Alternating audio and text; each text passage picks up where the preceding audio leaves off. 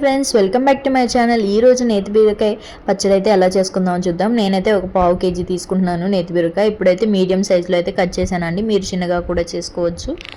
ఇప్పుడైతే ఒక పానంలో ఆయిల్ తీసేసుకొని ఇప్పుడు మనం కట్ చేసుకున్న పీసెస్ అయితే వేసేస్తున్నాను.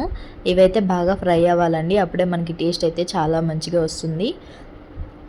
ఇప్పుడైతే పుదీనా కొత్తిమీర వేస్తున్నాను, ఎందుకంటే ఇవి ఫ్లేవర్ బాగా వస్తుంది. అండ్ పచ్చడి కూడా ఇలా చేస్తే చాలా డేస్ అండ్ టేస్టీగా అయితే వస్తుంది. ఇప్పుడైతే ఇదంతా మనం మగ్గించుకోవాలండి.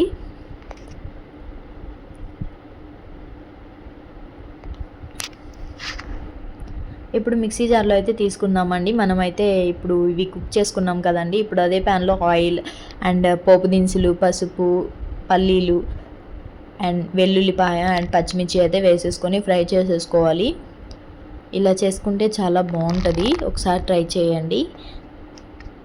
ఇప్పుడైతే ఇవి ఫ్రై అయ్యాయి కదండి, ఇవి కూడా ఆ మిక్సీ జార్లోనే కలిపేసుకోవాలి. ఇప్పుడు ఒక చింతపండు, ఒక ఇత్తు అండ్ ఉప్పు అయితే వేసేస్తున్నాను.